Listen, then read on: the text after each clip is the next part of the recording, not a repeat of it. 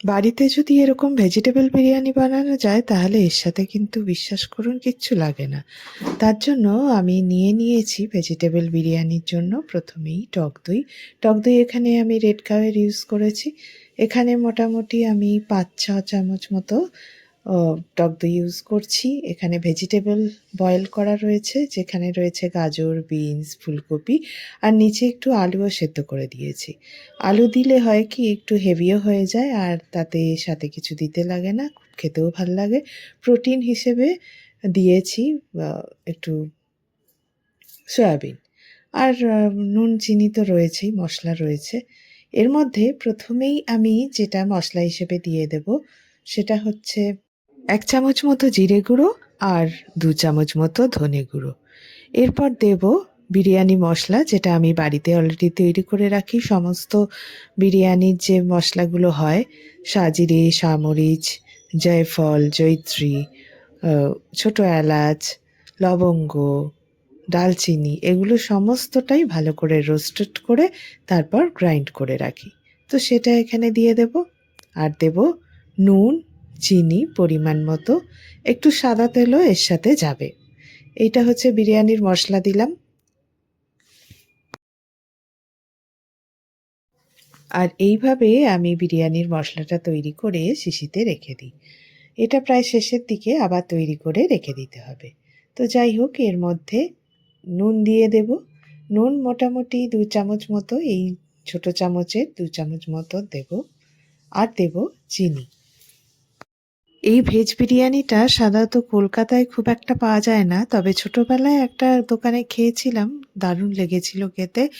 আর এই রেসিপিটা বেশিরভাগই আমরা দেখি একটু সাউথ ইন্ডিয়ান ফুডে বা বিভিন্ন অন্যান্য স্টেটে। তো এটা খেতে সত্যিই দারুণ লাগে, এর সাথে কোনো সাইড ডিশ লাগে না। এটা যদি শুধুটাই তৈরি করা যায় তাহলে বাচ্চারা একদম মানে ভেজিস খেতে যারা পছন্দ করে না তারাও খেয়ে নেবে আনন্দে।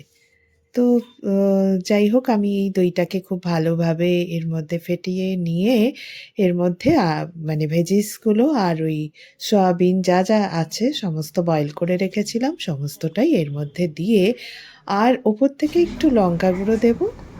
পারলে কাশ্মীরি লঙ্কাও দেয়া যেতে পারে যাতে কালারটা আসে। খুব ভালো করে মাখিয়ে নিতে হবে। এদিকে আমি কড়াইতে একটা গোটা পেঁয়াজ, যেহেতু একজনের মতো বানাচ্ছি তাই একটা গোটা পেঁয়াজ এর মধ্যে খুব ভালো করে বেরেস্তার আকারে ভেজে নিচ্ছি।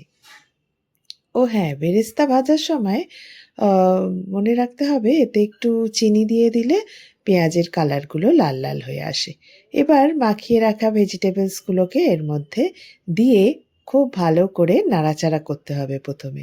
বেশ কিছুক্ষণ নাড়াচাড়া করতে হবে। আর আমি যেহেতু বয়েল করে রেখেছিলাম ভেজিটেবলস গুলো, তাই আলাদা করে কিন্তু আ ভাতের পাত্রে বা অনেকে হাঁড়িতে দেন, সেটা দেব না। বেশ কিছুক্ষণ নাড়াচাড়া করার পর সবশেষে দিয়ে দেব কেওড়া জল। কেওড়া জল দিলে হবে কি একদম বিরিয়ানির ফ্লেভারটা বেরোবে। এতে অনেকে মিঠে আতর দেয়া যেতে পারে, তবে আমি দিইনি এখানে। কারণ দেয়ার প্রয়োজন হয়নি, কেওড়া জলই যথেষ্ট ছিল। এতে ভাতটা বয়েল করে রাখা রাইসটা এর মধ্যে দিয়ে খুব ভালো করে নাড়াচাড়া করে তৈরি হয়ে গেল আমার ভেজিটেবল বিরিয়ানি। অদ্ভুত সুন্দর খেতে লেগেছিল সেদিন। আর অনেকে এটা ড্রাই করতে পারেন। তবে আমার মনে হয় এরকম একটু আ ড্রাই না করে খেয়ে দেখতে পারেন। সেটা কিন্তু খেতে দারুণ লাগে। আজকের ভিডিওটি কেমন লাগলো অবশ্যই কমেন্টে জানাবেন। যদি ভালো লেগে থাকে লাইক আর শেয়ার করতে ভুলবেন না। আর চ্যানেলটিকে সাবস্ক্রাইব করে রাখবেন যদি চ্যানেলে নতুন হন। আবার পরের ভিডিও নিয়ে আসছি খুব শীঘ্রই। ততক্ষণ ভালো থাকবেন, সুস্থ থাকবেন।